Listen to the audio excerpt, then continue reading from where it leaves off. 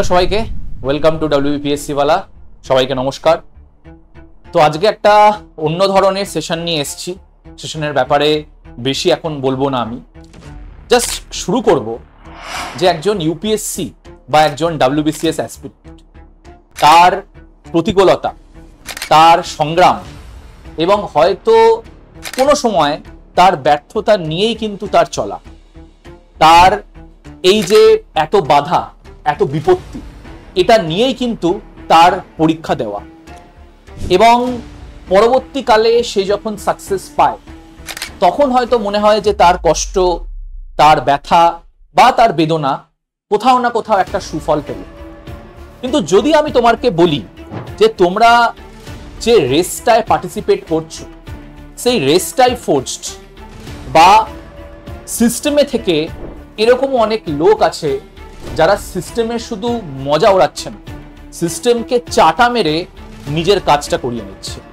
আজকে এরকমই একজন ফেক আইএএস অফিসারের সাথে আমরা আলাপ করব, যার নাম পূজা কেতকর। তো আমরা জানি যে আমাদের এই ইউপিএসসি বা ডব্লিউবিসিএস এর ক্ষেত্রে একটা অনেক বড় বিষয় হলো মোটিভেশন। আজকে যদি তোমরা 2023-2024 গভর্নমেন্টের ডেটা দেখো তাহলে দেখবে প্রায় 8 থেকে 10 লাখ ইউপিএসসি অ্যাসপিরেন্ট এবারে পরীক্ষা দিয়েছে। আমাদের যদি রাজ্যে ডব্লিউবিসিএস দেখা যায় তাহলেও দেখবে সংখ্যাটা কিন্তু কম না। কিন্তু তাও আমরা আজকে একটা স্টেবল চাকরির খোঁজে, আজকে আমরা সোসাইটির প্রতি একটা রেসপন্সিবিলিটি পালন করতে গিয়ে আমরা কিন্তু নিজেদেরকে প্রিপেয়ার করছি, নিজেদেরকে প্রতিকূলতার মধ্যে রেখে আমরা নিজেদেরকে তৈরি করছি। এবং তোমরা বারবারই দেখবে যে অনেক সাকসেসফুল স্টোরির সাথে সাথে অনেক ফেলিয়ারও কিন্তু আসে, কিন্তু আমরা কোনোদিনই সেই ফেলিয়ারটাকে কিন্তু আমাদের পথের কাঁটা হিসেবে বেছে নিই না। কারণ আমরা জানি যে আমি যদি হার্ডওয়ার্ক করি, আমার যদি ডেডিকেশন থাকে, আমার যদি ডিসিপ্লিন থাকে, তাহলে অবশ্যই আমি একদিন পারব। এবং এই মোটিভেশন রাখতে কিন্তু অনেক বইও বেরোয়। তার মধ্যে তোমরা জানো একটা অন্যতম মুভি এই বছরের, সেটা হচ্ছে 12th ফেল, যার মেন থিমটাই হচ্ছে রিস্টার্ট।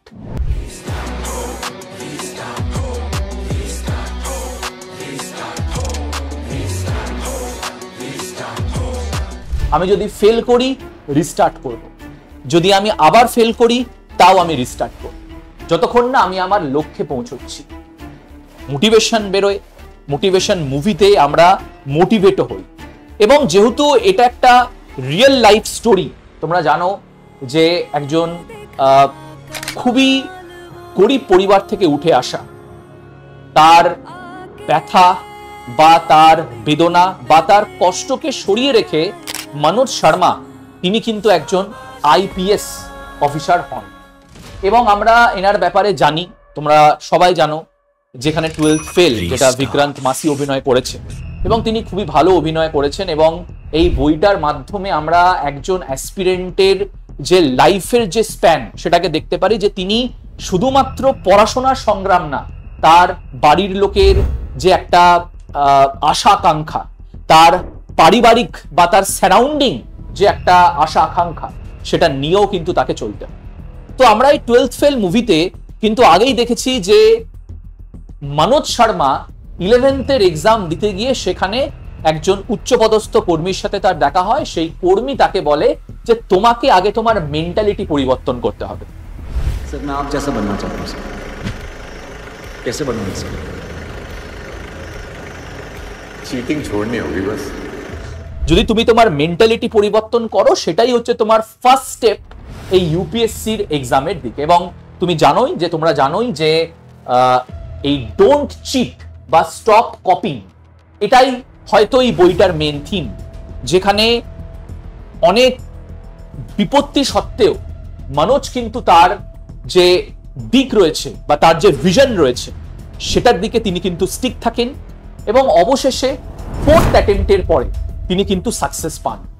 দেখো, বলা খুবই সহজ আজকের দিনে দাঁড়িয়ে একটা ভিডিওর মাধ্যমে যে অবশ্যই 4th অ্যাটেম্পটে কি রয়েছে, তিনি 4 বছর ইউপিএসসি পড়েছেন, তিনি পেয়েছেন। কিন্তু তোমরা যদি বইটা ভালো করে লক্ষ্য করো এবং যদি মানুষের ইন্টারভিউ দেখো, সে কিন্তু কোনোদিনও হাসতে ছাড়েনি। अरे हम पता है हमारे दिमाग में क्या बैठा हुआ है, इस दुनिया में सिर्फ 3 चीज़ों की ज़रूरत है। पहली भूख, दूसरी प्रेम, तीसरी सम्मान। इन तीनों के बीच में हम पूरी दुनिया को मान के चलते हैं। সে কিন্তু ফোর্থ অ্যাটেম্পটেও যখন তিনি ইন্টারভিউ দিচ্ছেন, যেটা বইতে দেখানো হয়েছে, সেখানেও তিনি কিন্তু কনফিডেন্ট। কিন্তু যদি আমরা এটা জানতে পারি যে রেসের জন্য আমরা এত পরিশ্রম করছি, যে রেসের জন্য আমরা দিন রাত এক করে দিচ্ছি, যেই রেসে হয়তো শুধু আমরা না, আমার পরিবারের বা আমার যারা যারা কাছের লোক রয়েছে তাদেরও স্বপ্ন জড়িয়ে, সেই রেসটাই আগে থেকে ফিক্সড।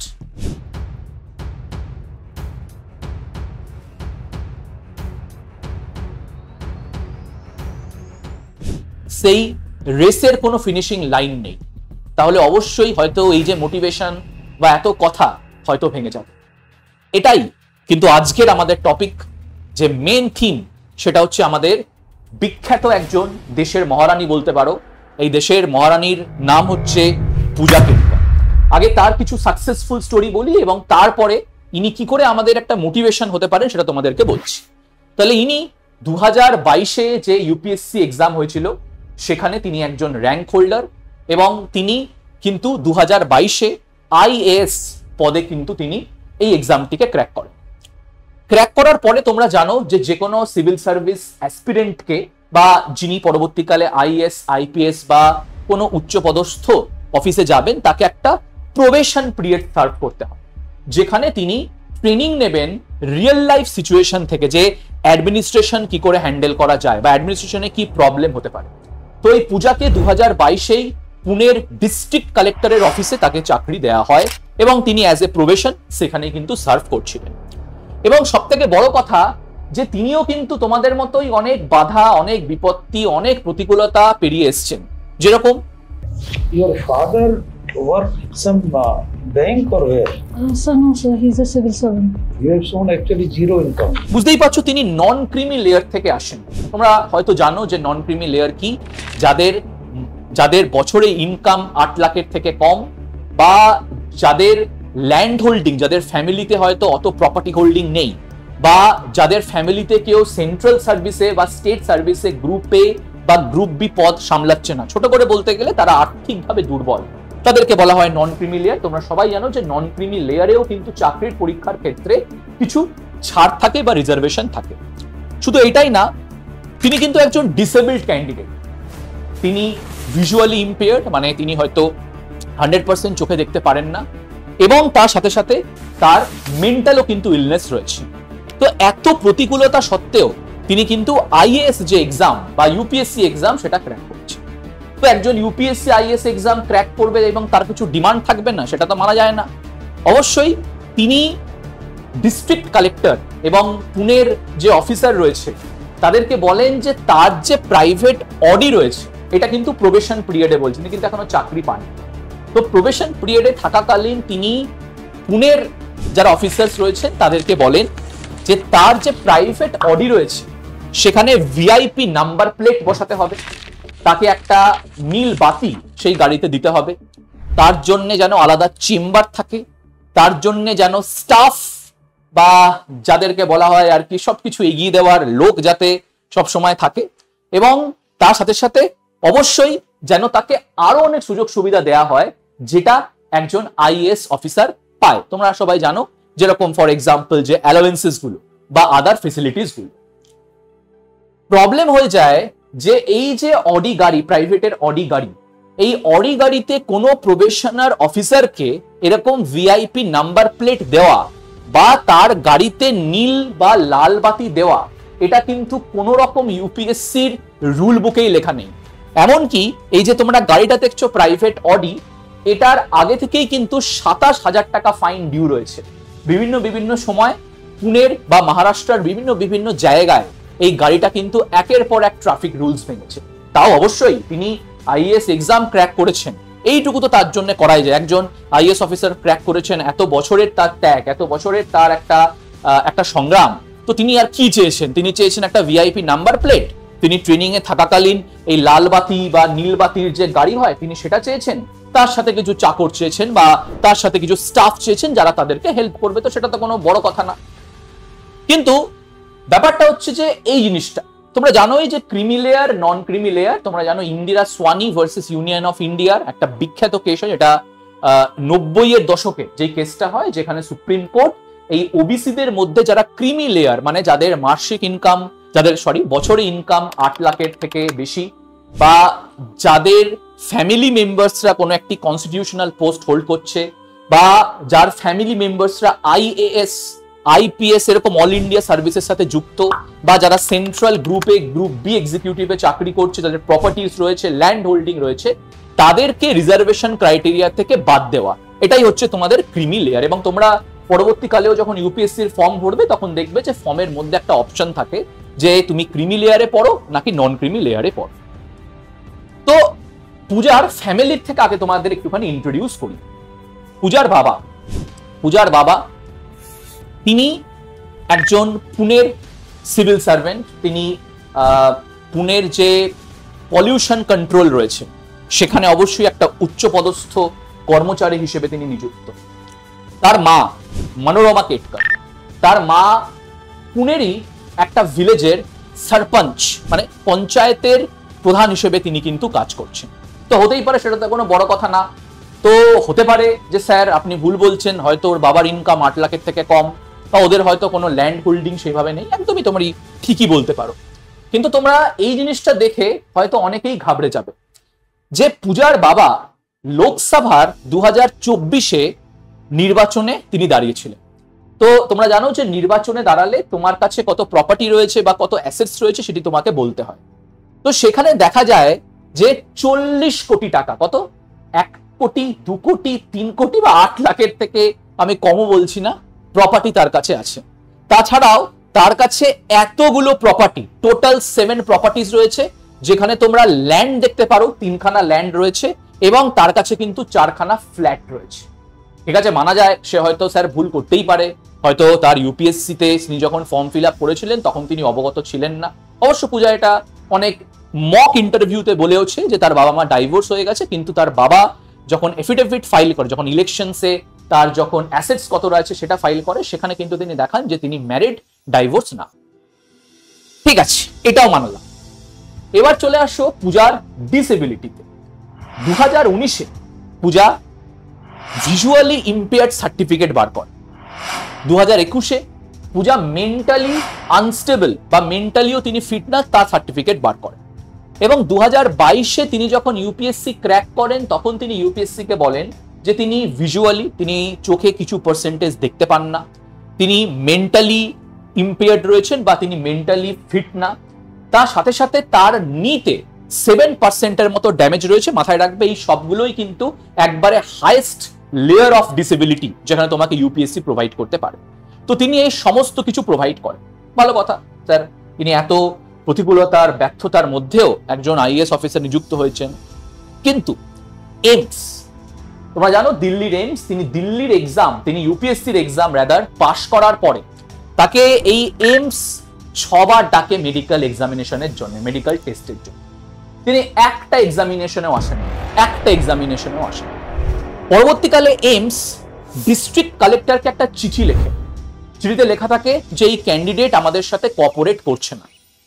পরবর্তীকালে পূজা একটা প্রাইভেট হসপিটাল থেকে তার ডিসেবিলিটি সার্টিফিকেট বার করে এবং তিনি প্রুফ করেন যে অবশ্যই তিনি ভিজুয়ালি ইম্পেয়ার্ড রয়েছেন, তিনি মেন্টালি আনস্টেবল রয়েছেন এবং তিনি এইমসে আসতে পারবেন না। তার কারণ তার একটা রোগ রয়েছে যেখানে তিনি এমআরআই স্ক্যান করাতে পারবেন না।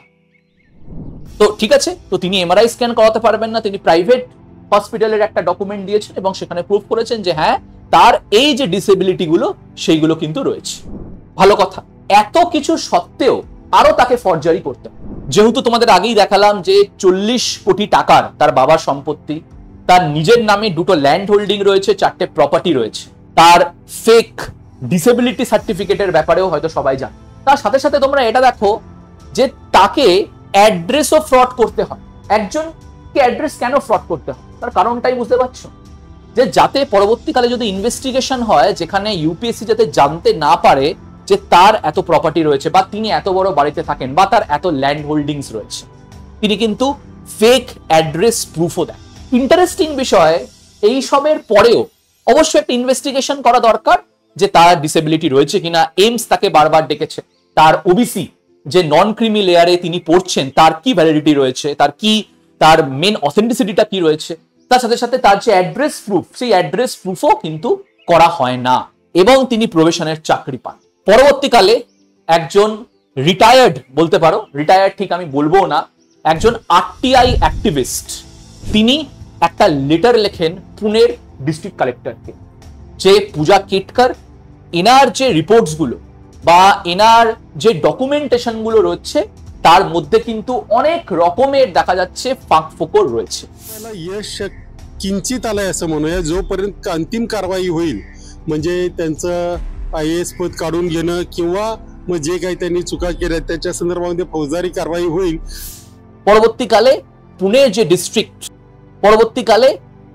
ডিস্ট্রিক্ট কালেক্টর রয়েছেন তিনি এই ইস্যুটাকে তুলে ধরেন, এবং এই ইস্যুটা কিন্তু মিডিয়া কভারেজের কাছে আসে, এবং মিডিয়া যখন পরবর্তীকালে ইনভেস্টিগেট করে সত্যি এটি পায় যে তার ব্যাপক পরিমাণে প্রপার্টি রয়েছে।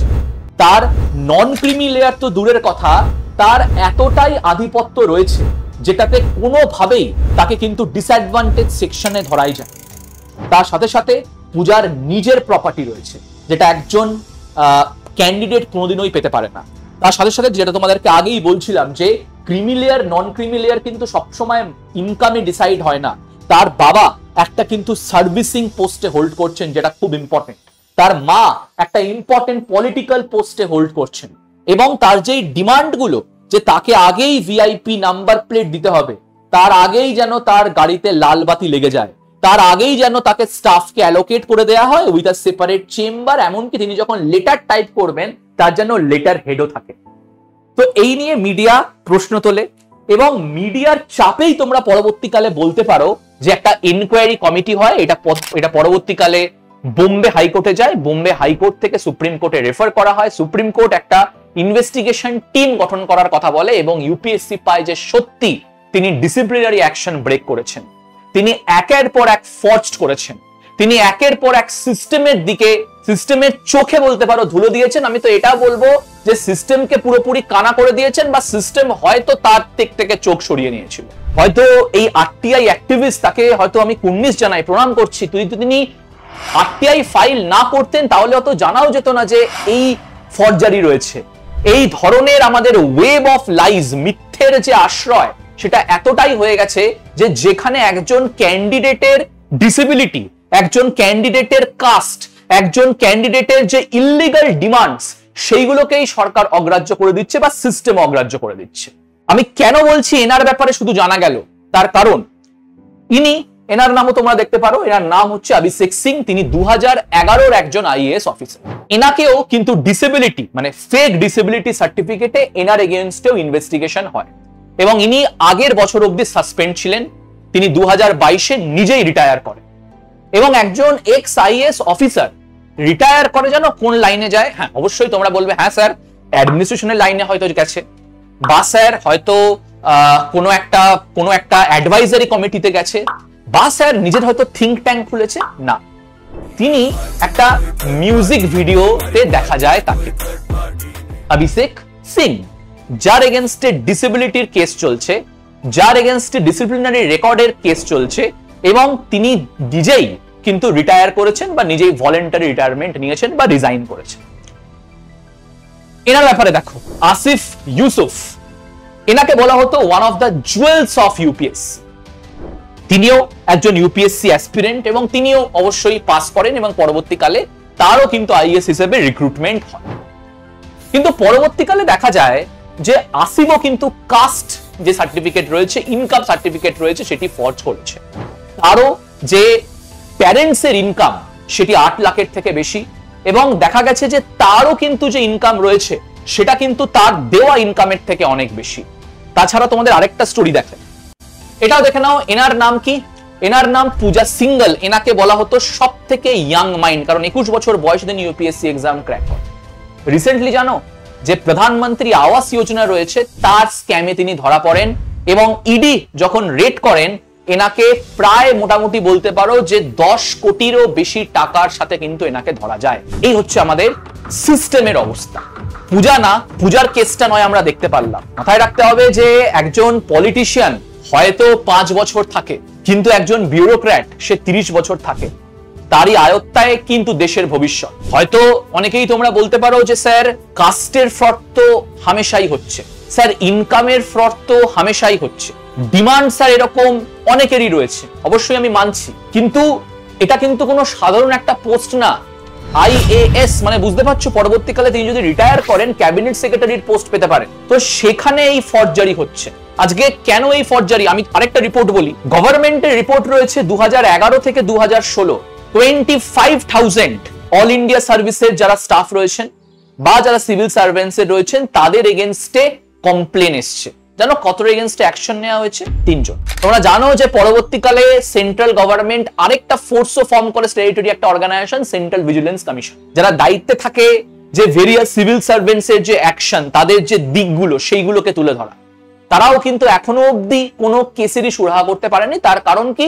তাদের কানেকশনস, তাদের হাই প্রোফাইল, পরবর্তীকালে লোকের সাথে ওঠা বসা, এটা কিন্তু একটা বাধা হয়ে দাঁড়ায়। আজকের দিনে দাঁড়িয়ে তোমাদের কি মনে হয় যে ইউপিএসসিটা কি শুধুই একটা ইমেজ, একটা ভিআইপি কালচার, যেখানে আমাদের রেসপন্সিবিলিটি রয়েছে কিন্তু নাগরিকদের ওপরে? আমি চাকরি পেলাম এত হার্ডশিপের পরে, তার মানে আমাকে কিন্তু এটা মনে রাখা উচিত যে আমি যে জায়গা থেকে উঠে এসেছি সেখান থেকে আরো অনেকে আসছে, সেখান থেকে হয়তো আমি নিজে একটা ক্ষমতা পেলাম, নিজেকে আমি এম্পাওয়ার করলাম যে আমি মানুষের হেল্প করতে পারবো। তো সেখানে দেখা যাচ্ছে এই যে ভিআইপি কালচার বা একটা IAS বা IPS একটা পাওয়ারের রেসপন্সিবিলিটি। আমি দেখছি অনেকে এখন যারা সিভিল সার্ভেন্টস রয়েছে তারা ক্যামেরা নিয়ে বেরিয়ে পড়ছে, তাদের যে বিভিন্ন জিনিসগুলো সেটা তারা ক্যামেরার সামনে ব্লগে বা রিলে তুলে ধরছে। ভালো কথা, সেটা তার ব্যক্তিগত স্বাধীনতা রয়েছে তুলে ধরা। কিন্তু তুমি যদি সিস্টেমটাকেই ফর্জারি করো, তুমি যদি পুরো জিনিসটাকেই লাইজের মধ্যে তুলে ধরো, তাহলে অবশ্যই সেখানে কিন্তু কিচ্ছু করার নেই। সাধারণ মানুষের কিছু করার থাকে না, পলিটিশিয়ান তো দূরের কথা, যেখানে তারা সার্ভ করছে পিপলদেরকে, সার্ভ করছে নাগরিকদেরকে। আজকে আমরা সবাই জানি যে একটা ডিপার্টমেন্ট, সেটা হেলথ হোক, এডুকেশন হোক, সেখানে আসল পলিসি মেকার হচ্ছে এনআরআই। তো এনআরআই যদি ফর্জারি করে, আরেকটা খুব বড় প্রশ্ন যে লুপহোল কি ইউপিএসসি তে রয়েছে? জাস্ট ভাবো একবার কথাটা, যে আজকে এত বড় একটা ফ্রড, মানে স্ক্যামের এটা বলতে পারো যে একটা মানে বড় স্ক্যাম। আমি জানি না, এটা হয়তো খবরে অনেকেই এসছে, অবশ্যই এসছে, কিন্তু এটা কত বড় একটা স্ক্যাম ভাবো, যে যদি আরটিআই অ্যাক্টিভিস্ট না ফাইল করতেন কেস, তাহলে আমরা কিছুই জানতে পারতাম না। তার ফ্যামিলির প্রভাবশালীতা, তার পেরেন্টসের ইনকাম, তার নিজের ইনকাম, তার ফেক ডিসেবিলিটি সার্টিফিকেট, তার কাস্ট সার্টিফিকেট, হয়তো কিছুই জানতে পারতাম না আমরা। তো এই ইউপিএসসি তেও তো লুপহোলস রয়েছে। কি করে লুপহোলসটাকে আমরা দূর করতে পারি? বা একটা যে ক্যারেক্টার বিল্ডিং, আজকে যারা WBCS বা IAS সিলেবাস বানিয়েছে তারা কিন্তু খুব ভেবেচিন্তে সিলেবাসটা বানিয়েছে। তারা কিন্তু এমনই করে সিলেবাসটা বানিয়েছে যেখানে আমি ক্যান্ডিডেটকে নিচ্ছি না, আমি রিজেক্ট করছি। তো সেখানে সেই ইউপিএসসি লুপহোলস থেকে সে বেরিয়ে এমন একটা ফর্জারি করছে, সে অ্যাপয়েন্ট হচ্ছে একটা প্রবেশন অফিসার। তো এই জিনিসগুলোই কিন্তু আমাদেরকে দেখতে হবে যে পরবর্তীকালে আমরা এই যে ইনভেস্টিগেশন রয়েছে বা ডেটা রয়েছে, সেগুলো আমরা কি করে আরো স্ট্রং করতে পারি, কি করে আরো তুলে ধরতে পারি। সব কথার এক কথা হলো এটাই যে তুমি যতই ব্যাকওয়ে ইউজ করো না কেন, ধরা তুমি পড়বেই। পূজা কেটকার 1 বছরের মাথায় ধরা পড়েছে, কেউ হয়তো 2 বছর, কেউ হয়তো পরবর্তীকালে ধরা পড়েছে। তাদের শুধু সার্ভিসটাই যায়নি, তাদের যে ইজ্জত, তাদের ফ্যামিলির যে একটা ইজ্জত, সব কিন্তু তারা হারিয়েছে। তো এটা কিন্তু আমাদেরকে ভাবতে হবে যে আমরা কঠিন রাস্তায়, আমরা প্রতিকূলতা পেরিয়ে, বাধা বিপত্তি পেরিয়ে মানুষ হব। अगर आप ईमानदार हैं तो कोई आप 30 मार्क का नहीं है, होना ही चाहिए था। अगर आप IPS ऑफिसर हैं तो आपको सरकार गाड़ी देती है, बेहतरीन गाड़ी देती है, 2 ड्राइवर देती है, 2 RTPC गनर देती है, घर में काम करने के लिए लोग देती है, घर किराए का जो घर देती है, इतना बड़ा घर देती है कि इसका किराया 5-6 लाख रुपए है, घर में गार्ड देती है। आप पूरा अगर कैलकुलेशन करेंगे तो एक IPS ऑफिसर पर सरकार कम से कम हर महीने 7-8 लाख रुपए खर्च करती है। मुझे आज तक नहीं पता है कि डीजल क्या भाव है, पेट्रोल क्या भाव है, आई डोंट नो। मुझे इतना पता है कि मेरी गाड़ी पूरी टोटली भरी रहना चाहिए। अगर गाड़ी मेरे को अचानक से कहीं जाना पड़ा और गाड़ी में पेट्रोल कम निकला तो मैं ड्राइवर को छोड़ूंगा नहीं। सरकार क्या क्या नहीं दे रही है हमको, क्या नहीं करने के लिए दे रही है। फिर भी अगर हम लोग रोक करके बोलते हैं कि हमारी सैलरी कम है, हमारी पगार कम है, तो इसका मतलब ये है कि हमारा पेट कभी भरने वाला नहीं है। गरिमा शर्मा हबो। हेलो फ्रेंड्स, मेरा नाम गरिमा शर्मा है। RAS 2018 में मैंने कैटेगरी से फर्स्ट रैंक हासिल की है और कंबाइंड रैंक 287। इससे पहले भी 2016 के अटेम्प्ट में मैंने आरटीएस पोस्ट सिक्योर की थी। वर्तमान में मैं अभी आरटीएस की पोस्ट पे कार्य कर रही हूँ। मैं इतना ही कहना चाहूँगी कि यदि मैं आरएएस कर सकती हूँ तो प्रत्येक आरएएस कर सकता है, कोई भी जो भी ये सोचे। নাকি আমরা এই পূজা কেটকারের মতো শর্ট ওয়ে বা প্রভাব থাকলে বা পাওয়ার থাকলে আমরা ইউজ করব। मैंने जैसे पहले ही आपको बोला, I am not authorised to say anything to the media. मेरा जो भी सबमिशन होगा मैं वो कमिटी को कर दूंगा। এই ক্যারেক্টার বিল্ডিংটা বা এই নির্বাচনটা কিন্তু আমাদেরই করতে হবে। তো আশা করি যে তোমাদের সেশনটা ভালো লাগলো। পরবর্তীকালে হয়তো তোমরাও সিভিল সার্ভেন্ট হবে। এই পোস্টটাকে কিন্তু অ্যাজ এ পাওয়ার পোস্ট দেখো না, এই পোস্টটাকে কিন্তু একটা রেসপন্সিবল পোস্ট হিসেবে দেখো, যেখানে তুমিও কিন্তু আর 5টা লোকের জীবনে চেঞ্জ আনতে পারবে। Thank you so much. পরবর্তী সেশন তোমার সাথে আবার দেখা।